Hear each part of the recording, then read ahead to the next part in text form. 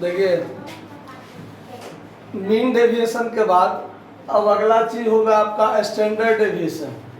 ठीक है, तो स्टैंडर्ड डेविएशन में इंडिविजुअल सीरीज, डिस्क्रीट सीरीज और कंटिन्यूअस सीरीज, तीनों सीरीज में हो सकता है कोई भी क्वेश्चन। तो सबसे पहला हमने इंडिविजुअल सीरीज में शुरू किया।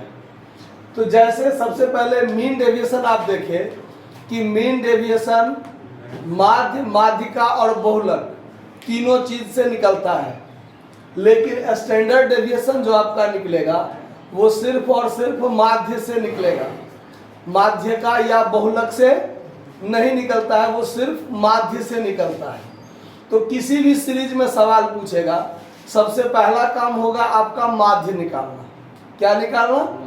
माध्य निकालना।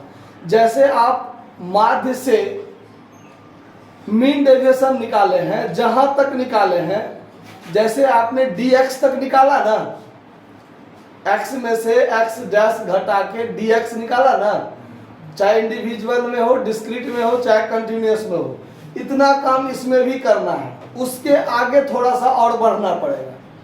उसमें क्या था कि माध्य में से x में से माध्य घटाने के बाद जो dx आता था, आपने उसका प्लस माइनस इग्नोर किया था।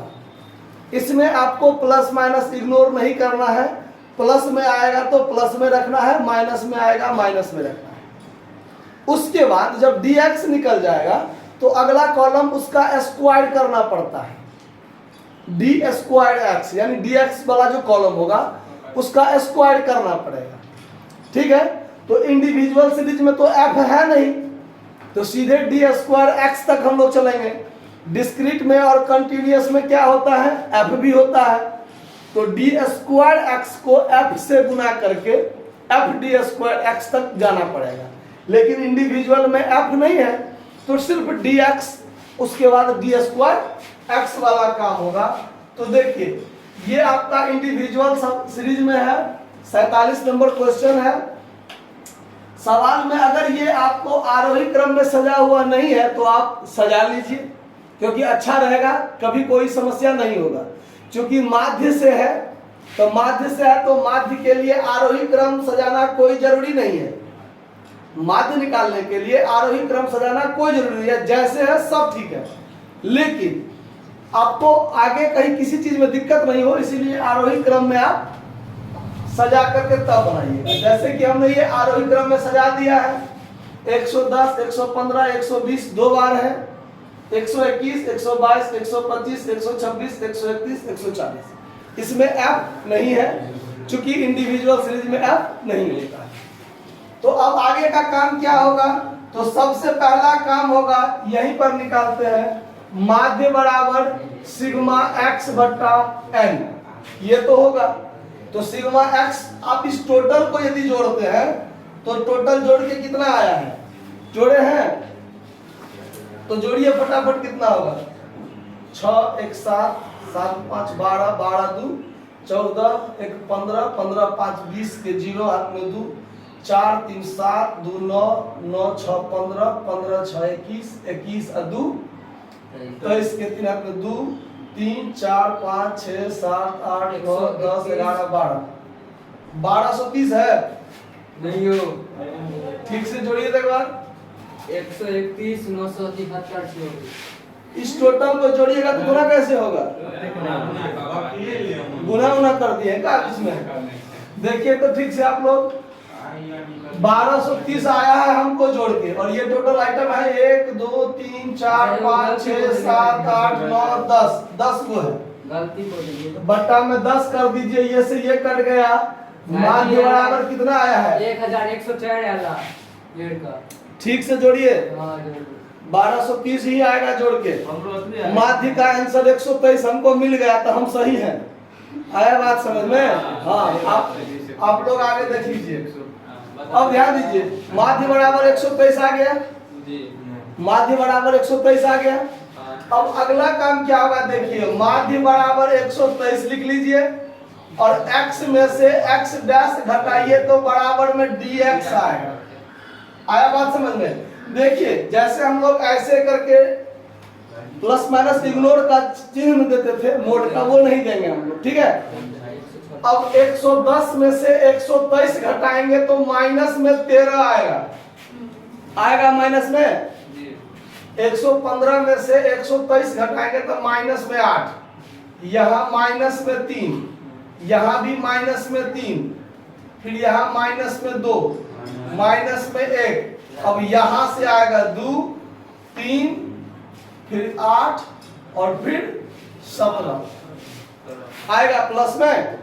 यहाँ प्लस माइनस इग्नोर नहीं करना है स्टैंडर्ड डेविएशन निकालते समय में, ध्यान है।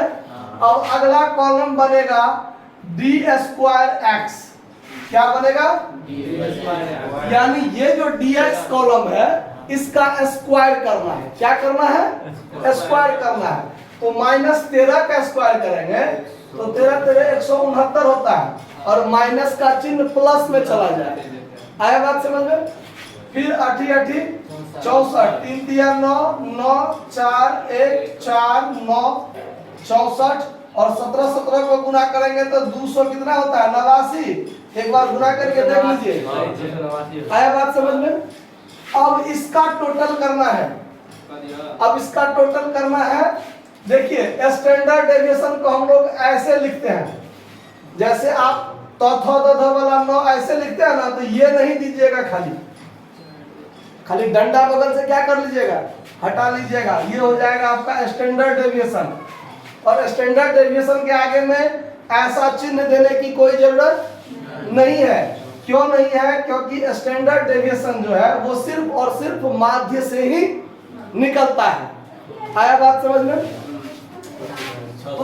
कितना आया जोड़ के, 600, गलती नहीं की है। चलिए अब देखिए स्टैंडर्ड डेविएशन का सूत्र क्या होता था, सिग्मा dx बट्टा n, ऐसे होता था ना इंडिविजुअल सीरीज में। इसमें क्या हो जाएगा, root sigma D square X बट्टा n, और स्क्वायर किए हैं तो यहाँ पर रूट लग जाएगा, क्या लग जाएगा, ये बात को ध्यान रखना है। अब आगे देखिए, तो अब रूट अंडर ये क्या है आपका 622 बट्टा में कितना 10, यानी निचोड़ निकलेगा आपका रूट अंडर 62.2, क्या निकलेगा 62.2। अब 62.2 का वर्गमूल करना यदि आप लोगों को आता है तो अच्छी बात है, नहीं आता है तो पहले वर्गमूल करना आप लोग सीख लीजिए, नहीं तो मोबाइल बाबा की कृपा से तुरंत हो जाता है, करके दिखाइए, बाद में सिखा देंगे नहीं आता होगा तो। 62.2 का वर्गमूल कीजिए, आएगा आएगा, लाइए दिखाते हैं, अरे लाइए ना,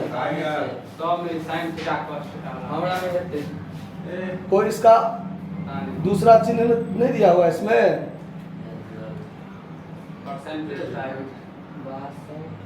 देखिए किसी दूसरे का मोबाइल में होगा, सिंबल तो दूसरा